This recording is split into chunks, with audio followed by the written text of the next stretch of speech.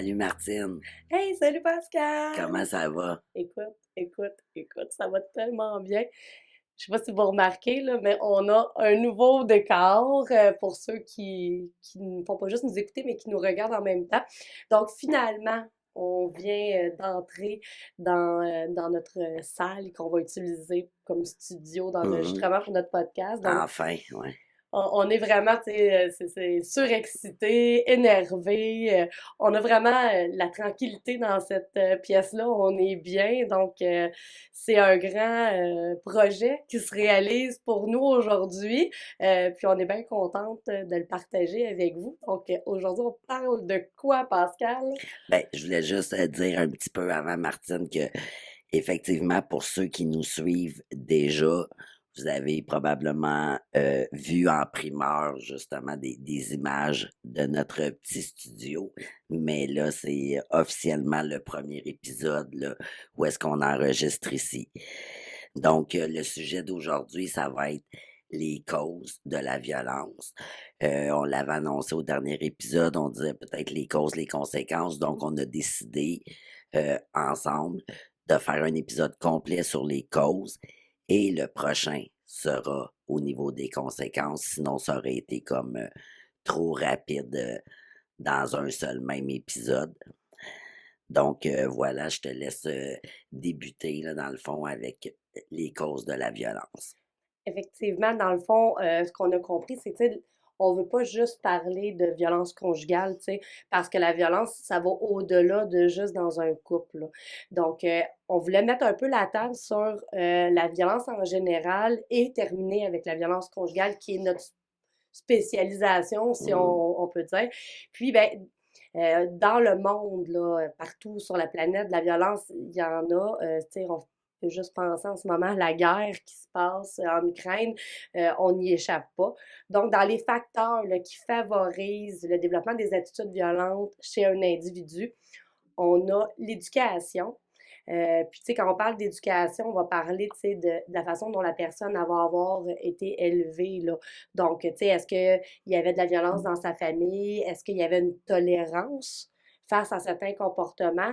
Tu sais, on peut juste, je vais se ramener quelques décennies en arrière où est-ce que la violence physique comme châtiment là, auprès des enfants était totalement normale et tout ça. Donc, tu sais, ça a un impact tu sais, mhm. sur est-ce que je vais développer des comportements violents parce qu'on normalise ce qu'on a vécu habituellement. Il y a aussi la distance émotionnelle. Et ici, on parle peu importe la raison, là, l'objectif, c'est pas d'aller voir pourquoi la personne a une distance émotionnelle, là, mais quand on a une distance émotionnelle puis qu'on n'est pas près de nos émotions, qu'on n'est pas connecté, soit qu'on n'est pas capable de les vivre ou qu'on s'empêche de les vivre, ben c'est certain qu'on peut faire des gestes puis pas avoir de remords, de regrets. Donc là, ça peut devenir dangereux parce que si on cause vraiment un geste de violence, bien, peut-être qu'on ne sera pas apte à ce moment-là, vu notre distance émotionnelle, de voir ce qu'on a fait de pas correct, puis de répéter ces gestes-là comme si c'était normal et un geste de tous les jours. Parce que la distance émotionnelle, dans le fond, amène probablement tu sais, un manque d'empathie si t'es pas connecté à tes émotions. C'est plusieurs des émotions. Donc, au niveau de l'empathie, si t'es pas en mesure de te mettre à la place de l'autre, tu vas être probablement plus insouciant là, des répercussions que ça a sur l'autre. Là. Absolument. On parle ici d'un facteur de risque. Ça ne veut pas dire que parce que tu es coupé de tes émotions pour X, Y raison en ce moment dans ta vie, tu vas devenir violent. C'est pas ça qu'on dit. On dit juste que c'est apprendre à faire attention. De Mhm, dire que quand on se sent déconnecté de nos émotions, c'est peut-être un signe qu'il faut faire quelque chose parce que probablement c'est pas bon pour nous-mêmes, puis ça peut être pas bon pour les autres aussi. Sinon, on peut aller dans la symbolisation déficiente. Là, ça a l'air ouais, compliqué. c'est un grand mot. Ça a l'air compliqué ce que je viens de dire, mais tu sais, dans la symbolisation, on parle de modèles, OK? Des symboles. Donc, est-ce que j'ai été exposée à des personnes qui sont bienveillantes, qui ont des comportements, des outils, des stratégies pour gérer les émotions, ou au contraire, j'ai été exposée à des gens qui, leur méthode pour se libérer, ben, était violente, ou encore qui en avait pas. qui était froid, tu sais, qui encaisse tout. Il y en a, là, on en connaît tous, là, des personnes qu'on dirait que, tu sais, un peu comme on nomme, là, la distance Mhm. émotionnelle, où est-ce que... Donc, c'est sûr que ça devient difficile de se créer un modèle euh, efficace Fait que là, pour... dans le fond, on parle entre autres, par exemple, ben, c'était quoi mon modèle parental, modèle familial, si on y va un petit peu mhm. au plus, tu sais, un peu plus large, mon modèle social, la société dans laquelle je viens, Oui. justement, va m'inspirer de tel ou tel autre aspect. Puis, j'allais dire aussi le modèle, Ben, on peut aller au niveau, mettons, qui est plus, mettons, le cinéma, puis tout ça, là, il y a beaucoup de modèles que, mettons, on peut, quand on est ouais, jeune, ouais, en là, vieillissant ah, aussi, oui, c'est mais ça, on ouais. a des gens, mais tu sais, je veux dire, moi, je me souviens de quand moi, j'étais ado, ben, il y avait beaucoup, beaucoup de bad boys à la TV, c'était hot, tu sais, d'être un méchant qui faisait des mauvais coups. Fait que, tu sais, est-ce que je vais intégrer certains comportements de cette personne-là que j'idolâtre, qui est pourtant juste un personnage, mais, tu sais, puis ça fait partie de la formation de la personnalité chez chaque personne. Fait que ça Mhm. veut pas dire que parce que t'as tripé euh, sur Pete dans Chambre en ville quand t'étais jeune, que tu vas devenir désagréable, puis que tu vas sacrer aux deux mots, puis que tu vas avoir un comportement brusque envers les autres. Faut pas généraliser, sauf que si c'est le seul modèle que tu as eu dans ta vie parce que tu étais laissé seul au monde, ben ça se pourrait que, tu sais, que Fait que les modèles culturels, ils rentrent en ligne de oui, compte, absolument. les modèles à la limite scolaires, tu sais, et tout. Fait que tout ce qui a fait partie de notre vie, de notre éducation, de nos apprentissages, sont des modèles, Oui, dans le fond, soit positifs ou négatifs pour nous. Fait que c'est ça. Fait que dans le fond, ça englobe tout ça, là, cet aspect-là. absolument. Et le dernier, ben, c'est quand même un facteur important. Là, je pense que il faut pas l'oublier jamais. C'est ben, quand on a vécu des abus physiques ou psychologiques, ben, dans notre enfance ou dans notre vie, ben, on est à risque de reproduire des comportements qu'on a vécu, là, c'est très triste, là. Tu sais, on peut en parler, on a fait un parallèle dans, je crois, c'est le dernier épisode sur les mythes, où est-ce qu'on parlait de violence intergénérationnelle. Mm. Ben, quand on vit de la violence conjugale, quand on est jeune, ben, il y a plus de chances qu'on la reproduise en vieillissant, que ce soit du côté agresseur ou du côté victime, là. Donc, ça fait partie des facteurs de risque. Mhm. C'est soit de l'utiliser la violence comme façon de s'exprimer ou de tolérer la violence parce que c'est comme ça qu'on a appris à faire, à se cacher, à arrêter, puis de normaliser, là. Parce que quand on grandit dans un milieu comme ça, on normalise les comportements que nos parents ont. C'est le modèle qu'on a. Mhm. Donc, pas méchamment, c'est pas quoi que ce soit. Donc, mais à la longue, ben, ça peut causer justement là, de la violence intergénération. Puis, C'est ça. Ça a l'influence de notre psyché, là, peu importe les oui. modèles reçus, là. Puis, donc, ça, c'est pas juste en violence conjugale, là, c'est dans toutes les Ouais. violences, là. Donc, si on a vécu quand on était jeune avec des parents qui commettaient des hold-up pour nourrir parce qu'on est dans la pauvreté, ben, ça se pourrait qu'en vieillissant, ben, nous aussi, ça devienne une stratégie de survie si on n'a rien à manger, d'aller faire des hold-up. Ouais, ça Donc, devient un moyen facile, entre guillemets, qu'on a appris, là, tu sais. mais Fait que ça, exactement. ouais, OK. Donc, ça, c'est la base, là, tu sais, je pense, de toute violence qui existe. Ensuite, je voulais prendre le temps, Pascal, de parler de la violence un peu plus large. Euh, Au niveau, tu sais, de deux types de violence là, qui existent, qui est la violence privée et la violence collective. OK. Là, de qu'est-ce que je parle, Ouais. hein? C'est pas évident. Mais au niveau de la violence privée, là, il y a deux sous-catégories. On parle de criminels et de non-criminels.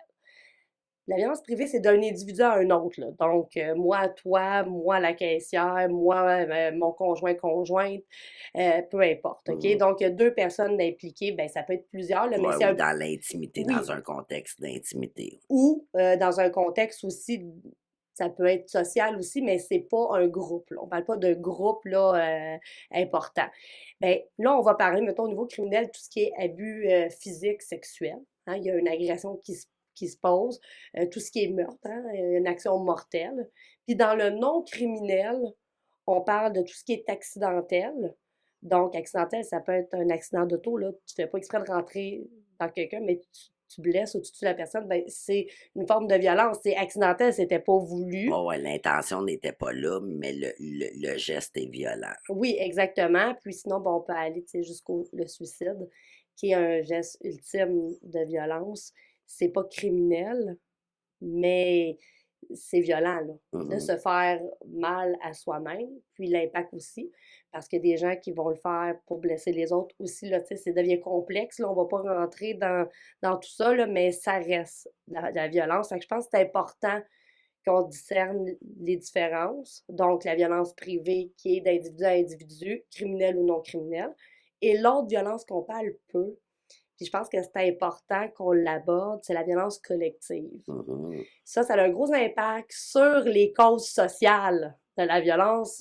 On va en parler après. Pascal, je pense que tu as une couple de points à m'apporter là-dessus. Mais il y en a deux sous-branches de la violence collective. Il y a la violence des citoyens contre le pouvoir. Ça peut être un groupe aussi, là. Dans le fond, il y a, dans ça, on peut rentrer les terroristes. Hein? Donc, quand on fait un acte terroriste, c'est que c'est un sous-groupe de personnes qui dénoncent le pouvoir d'un autre groupe ou qui essaient de prendre pouvoir sur un autre groupe. Mhm. Donc, on peut aller aussi avec les émeutes. Hein? Un groupe de personnes qui fait une émeute, des manifestations qui virent mal. Je parle pas d'une manifestation Pacifique. pacifique où est-ce que tout le monde respecte les droits de tout le monde, où est-ce qu'on a le droit de liberté, mais celle où est-ce qu'il y a une dégénération, puis où est-ce qu'on utilise des comportements violents. Donc là, on parle vraiment de citoyens qui, qui veulent comme renverser le pouvoir ou faire des gestes pour que ça vienne dans leur sens à eux. Et sinon, l'autre que c'est celui qu'on parle le moins, c'est le pouvoir de l'État sur les citoyens. Donc, c'est quoi ça, le pouvoir de l'État sur les citoyens? Mais c'est sûr que ici, c'est plus difficile là, au Canada de le voir, OK? On le voit plus dans les autres pays, dans le sens où est-ce que c'est plus flagrant. Ou là où est-ce qu'on parle, où est-ce qu'il peut avoir, tu sais, c'est le non-respect des droits fondamentaux. Donc là, tu sais, où est-ce qu'il y a des mariages forcés, de la torture, où est-ce qu'on peut tuer les gens parce qu'ils ont un point de vue politique différent. Tu sais, donc là, c'est plus clair. Quand on arrive dans des pays comme ici, industrialisés, où est-ce que, tu sais, on a quand même un système de justice, qu'on met des choses en place pour l'égalité, qu'on a des chartes pour respecter les droits des hommes, ben, euh, c'est sûr qu'on les voit moins, mais ils existent encore, là. Tu sais, ici, on parlait, là, on a dans un précédent épisode de la violence institutionnelle, Mhm. c'est de ça qu'on parle, d'une violence qui est collective. Donc, des personnes qui n'ont pas accès à des soins parce que ce sont des femmes, parce que ce sont des personnes autochtones ou qui sont moins bien traitées dans notre système.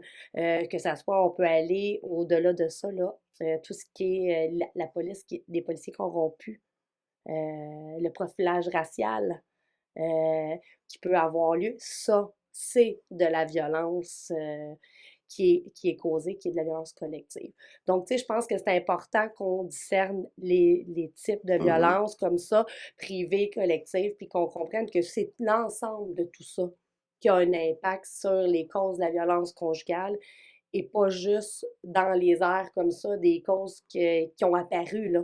Il y a des antécédents là, de violence à travers la planète entière là, qui causent ça aujourd'hui. Effectivement. Fait que là, je sais pas si de ton côté, ça faisait le tour ou s'il y a des petits aspects que tu voulais ajouter. Sinon, on peut y revenir là, au fil de notre discussion. C'est sûr et certain, justement, que on voulait aborder de manière plus spécifique les causes de la violence conjugale. Il y a certains éléments que je vais énumérer que, dans le fond, qui font référence aux mêmes aspects que Martine a dit. Donc, à ce moment-là, je vais le nommer, mais je m'étendrai pas sur le sujet. Donc voilà, fait qu'il y a évidemment, là, quand on parle justement, de violence conjugale, ben, il y a des éléments au niveau des rapports de force, là, historiquement inégaux. Fait que dans le fond, c'est ça, des rapports qui ne sont pas égalitaires entre les hommes et les femmes et qui sont notamment engendrés par le patriarcat. Donc ça, c'est tout ce qui est au niveau, des valeurs sociales que ça apporte comme, les stéréotypes, pardon, et la socialisation sexiste.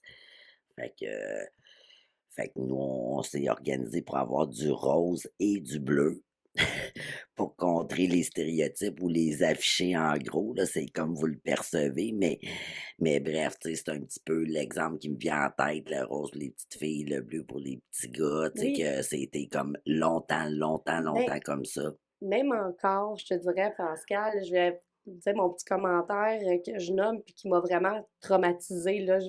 Mon mot est peut-être fort, mais bon, m'a choqué. Mon troisième enfant, quand il est rentré en maternelle, sa couleur préférée, c'est mauve, comme moi. Mmh. Et puis, ça faisait 2 semaines qu'il était à l'école. Il est revenu. On m'a dit, Maman, ta couleur préférée, c'est rose parce que tu es une fille. Et moi, c'est bleu parce que je suis un garçon. Euh, j'ai fait, ben écoute, si ta couleur préférée a changé, c'est correct, mais ma couleur préférée, ce n'est pas rose, c'est mauve. Donc, peu importe ce que tu vas me dire. Et ça l'a pris plusieurs années, ça l'a pris 4 ans avant que mon fils recomprenne le concept que la couleur préférée n'avait aucun lien avec le Le sexe, genre, ouais. exactement. Donc, tu sais, ça fait partie, là, exactement de ça, là. Puis le monde ne font pas exprès, là.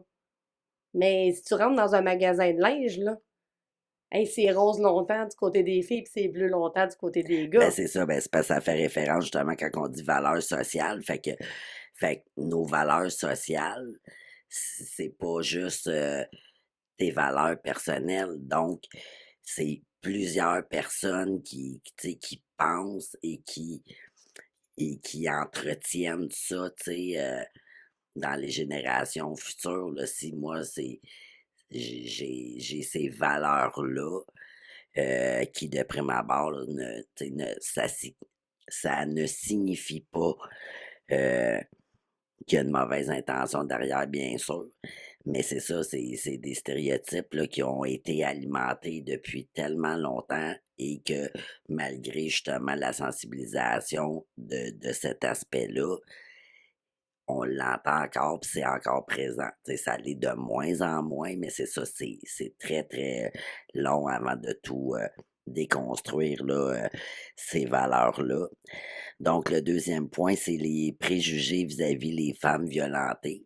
Ça aussi, on l'a abordé au niveau là, de notre épisode sur les mythes et réalités. Tu sais, là, je dis juste l'exemple rapide, là, quand on nommait entre autres, ah, mais ça donne à rien d'aider les femmes violentées, ils vont y retourner. Mhm.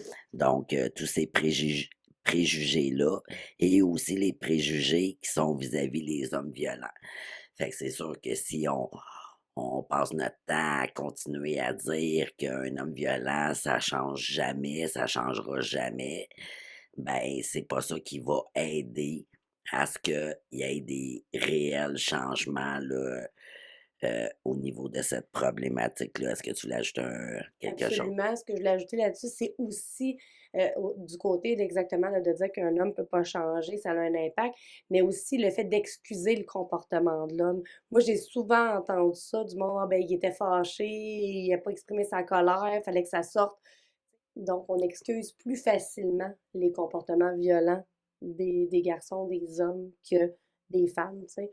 Les femmes qui ont des comportements violents, ben, c'est plutôt souvent surprenant, mais les hommes, on a tendance, là, en général, dans la société, à l'excuser puis à justifier ou à trouver des raisons, là. Mmh, OK. Donc il y a aussi, tout ce qui est le troisième point, dans le fond, qui est le seuil de tolérance individuelle et sociale envers la violence en général. Donc ça fait un peu référence à ce que tu as dit tout à l'heure. Si, j'ai reçu ça comme modèle, par exemple, éducationnel, ben, c'est sûr que je vais avoir tendance à banaliser puis à avoir une plus grande tolérance envers certains comportements qui ne sont pas adéquat. Il y a tout ce qui a fait partie, là, justement, de notre environnement, euh, puis qui nous a influencés. Fait que ça aussi, tu l'as mentionné. Puis les exemples, entre autres, justement, Internet, la violence à la télévision, dans les jeux vidéo.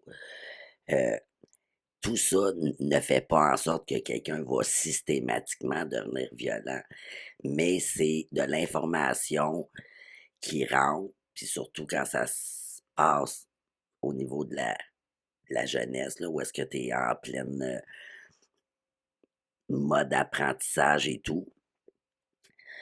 C'est ça, ça peut t'amener à justement banaliser, là, sans nécessairement avoir envie de Mhm. commettre des actions. Mais j'ai vu justement une pub dernièrement où est-ce que je nommerai pas la compagnie de biscuits, vous la reconnaîtrez bien.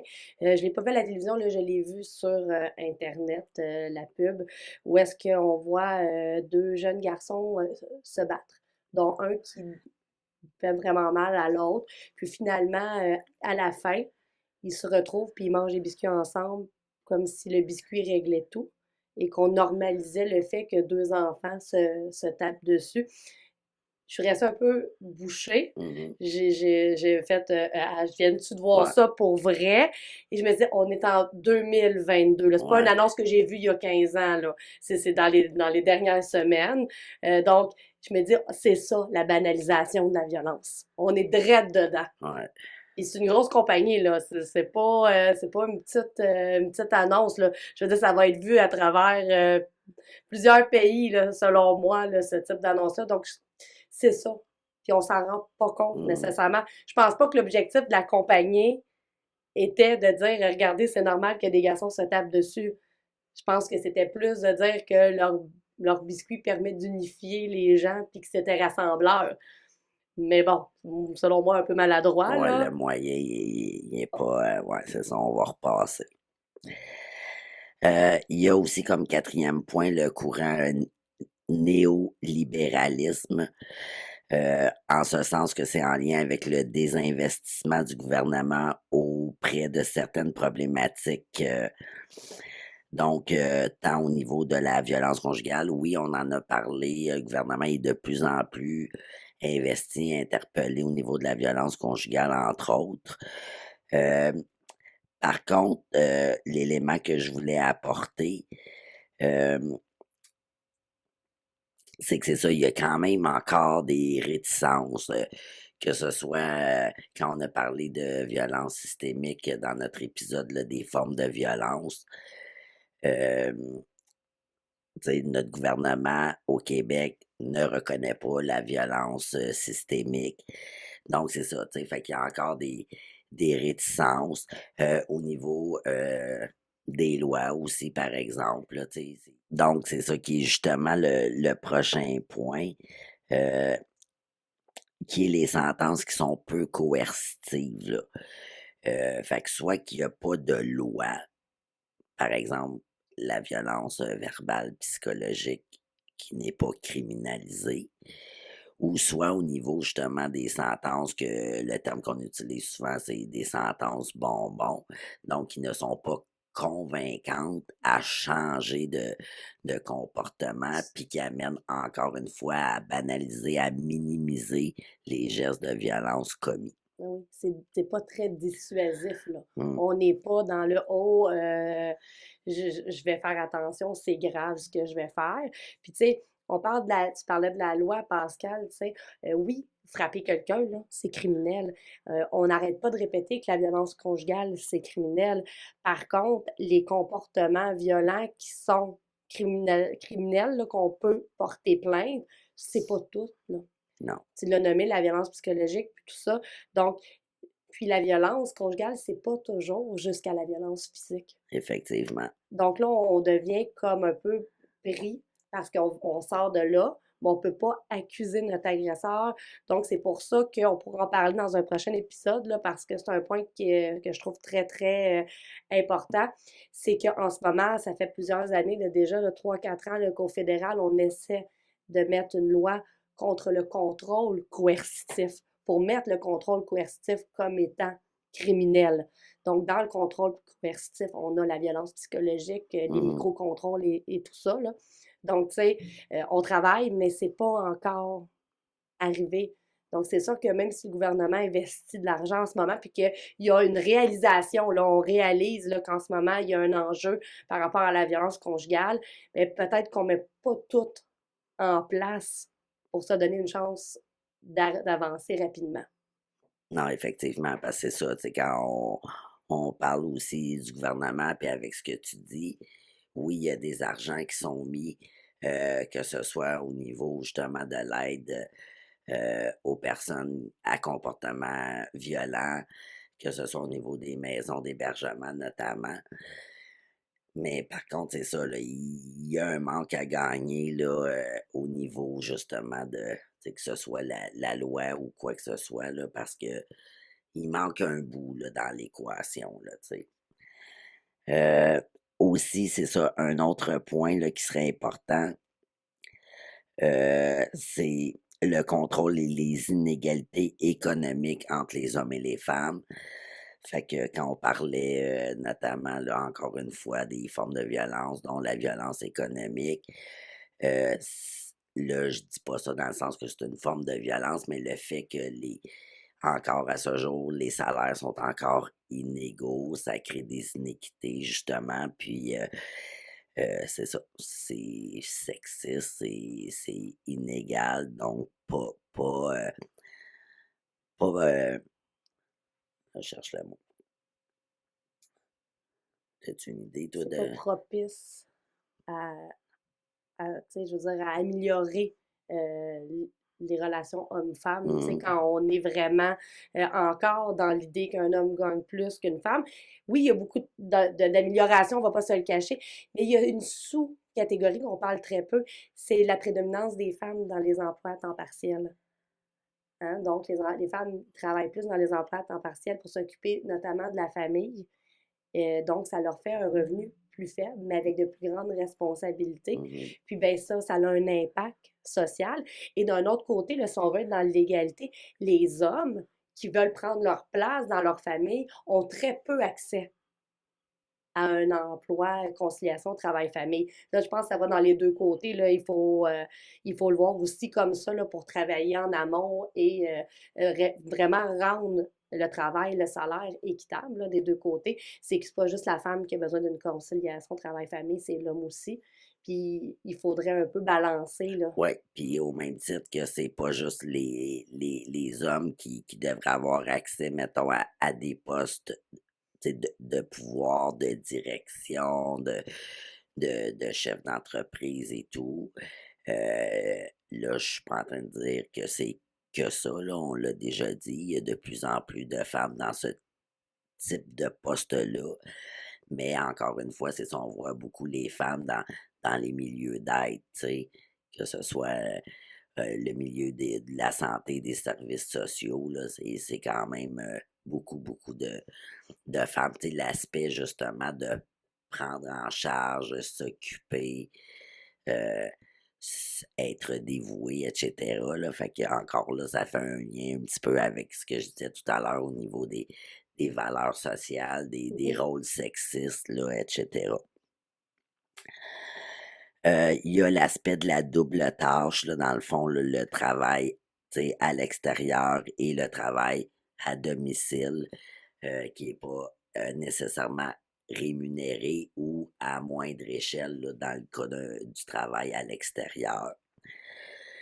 Il y a l'aspect de la pornographie, là, qui envoie des messages d'inégalité aussi, là, tant au terme de la sexualité en tant que telle que dans le rapport humain entre les individus là, de sexes différents. Mais je pense que, tu sais, sur ça, oui. Surtout que maintenant, on a accès plus facilement à la pornographie. C'est pas Mhm. comme avant où est-ce que travaille fort pour avoir ta revue, puis travaille fort pour trouver un VHS, puis trouve le VHS pour le mettre dedans, Sans que tes puis parents s'en rendent compte, ouais, là. puis après ça, si tu l'as volé à quelqu'un de ta famille, rewind-le jusqu'à la bonne place pour pas qu'il se rende compte que tu l'as écouté. Hein? Ouais. On Ah est, ouais, il y avait de l'ouvrage, il ouais. y avait beaucoup de travail là-dessus. Puis tu sais, c'est pas mal, c'est pas, je veux pas démoniser la pornographie, mais je pense que oui, puis en ayant accès facilement, mais on a accès à des choses qui sont de moins en moins saines. Parce que des déviances ou des paraphilies, il y en a, puis là, c'est accessible. Ouais, ouais, puis Euh, c'est des images, je veux dire, tu sais, si on se réfère, là, tu sais, ne serait-ce qu'à nous deux, ou même toi, là, tu sais, qui est un peu plus jeune que moi aussi, ça reste que même au niveau du type de pornographie, tu sais, c'est plus la même chose que ne serait-ce là 5 ans, 10 ans, 15 ans, là. Fait mhm. que, fait que tu sais, c'est des images que nous, on n'avait pas accès, tu sais, autant au niveau de l'intensité que la diversité, là, donc, c'est ça, là. Moi, la pornographie que j'ai pu voir étant plus jeune, je pourrais dire que c'est vraiment soft, là, comparativement à ce qui peut se Oui, faire aujourd'hui. Donc, ça aussi, tu sais, évidemment, ça a comme eu une incidence, là, à travers les modèles qu'on reçoit, encore une fois, pour faire un lien oui. avec ce que tu as dit. C'est ton minding, il est pas pareil, là, tu sais, c'est ça, Puis ça fait des dégâts autant chez les garçons que chez les filles, là. effectivement. Je veux dire, ça crée chez les filles un besoin d'être parfaite parce qu'on s'entend que les images sont retouchées aujourd'hui, là, ces vidéos, même un vidéo amateur, là, on peut retoucher puis arranger les images. Donc, tu sais, il n'y a pas de cellulite, il n'y a pas de bouton, il n'y a rien. Le corps, il est parfait. C'est sûr que ça te met à barre haute quand tu es avec tes grosses bobettes puis ta brossière ordinaire puis tu fais comme, hi, hein, je ne suis pas la représentation de l'image. Puis du côté des hommes, écoute, il y en a que ça performe sur un moyen temps dans ces vidéos-là. Hein? Fait que tu sais, ça te revire sa partenaire de bord, peu importe, il n'y arrivera pas, là. Fait que des deux côtés, là, ça crée des inégalités, puis ça renforce ça. Donc, les femmes se sentent encore comme des objets, puis les hommes, ben, ils veulent performer. Donc, on amplifie le problème, là.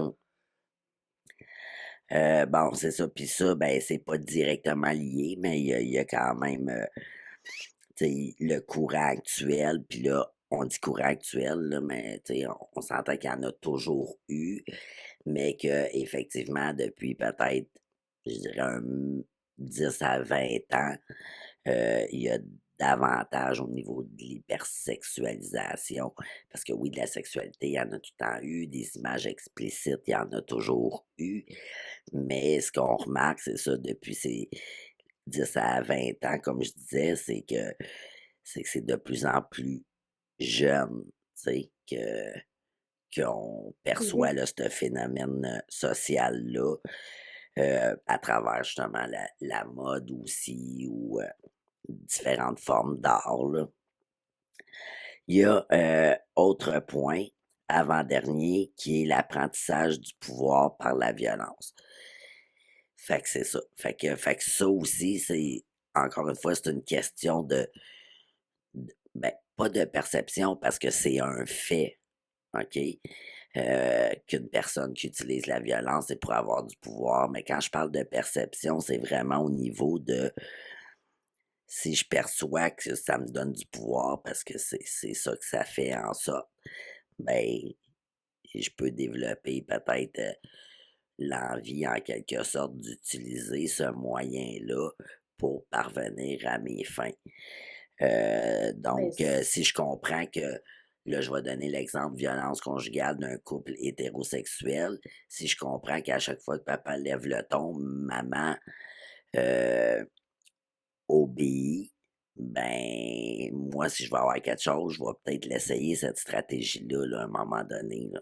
on est là dans ce que je nommais là, avant là, la symbolisation déficiente. Mmh. Donc là, dans nos modèles, on a un modèle, puis, mais là, c'est pas nécessairement, c'est que ça fonctionne en plus. Ouais. Donc, c'est sûr qu'on va l'essayer.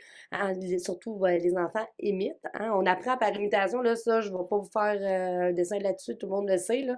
Donc, c'est certain là, qu'on est vraiment là, drette dedans. Fait que si ça fonctionne, je vais l'essayer. Si ça fonctionne quand je l'essaie, je vais le répéter. Ouais. Et le dernier point qui est aussi justement en lien avec ce que tu as dit, l'expérience, tu sais, antécédente de victimisation. Fait que c'est sûr que si j'ai été exposé à une, voire même plusieurs expériences de victimisation, donc d'agression, là, en quelque sorte, là, des situations où est-ce que j'ai été victime d'abus, peu importe là, le type d'abus, ben c'est ça entraîne une certaine vulnérabilité supplémentaire qui peuvent occasionner que je revive plusieurs fois des agressions, là, parce que justement, je vais soit, par exemple, dégager un mauvaise estime de moi dans ma position, tu sais, je vais être plus refermé sur moi-même. Donc, pour les personnes mal intentionnées, je deviens beaucoup plus facilement visible et à leurs yeux, facile à cibler là, Oui. pour agresser. Euh, Ça fait pas mal le tour, Pascal, des causes de la violence conjugale et la violence en général. Tu sais, c'est sûr qu'on pourrait aller encore plus profondément et aller chercher des pourquoi, des comment. Mais c'est pas l'objectif du podcast. Là, je pense que c'est plus d'informer puis d'avoir une conscience sociale amplifiée, hum, je dirais. Donc, peut-être que certains de ces sujets-là vont être abordés avec plus de profondeur par rapport à l'impact que ça a sur notre société. Mais, tu sais, je pense que globalement, on a fait un bon portrait là, des causes de la violence. Qu'est-ce que hum. tu en penses, Pascal? Tout à fait. Puis là, la semaine prochaine, dans le fond, on va aborder avec vous les conséquences. J'en ai parlé au début de l'épisode, qu'on ferait deux épisodes distincts pour les causes et les conséquences. Donc voilà, j'espère que vous avez apprécié. Sinon, vous pouvez nous suivre. Où, Martine? Ben, on peut nous suivre sur Twitter, Facebook, TikTok, Instagram, YouTube. Donc, vous avez juste à chercher En pleine face ou En pleine face podcast, tout dépendant de certaines plateformes. Puis, ben, likez, followez, partagez. On vous aime, aimez-nous. On a hâte de tout partager avec vous et puis tout ça. Puis, ça nous rend bien joyeuse. Fait que sur Puis, ça, Pascal, ben, c'est ça. Prenez soin de vous. à la semaine prochaine! Bye.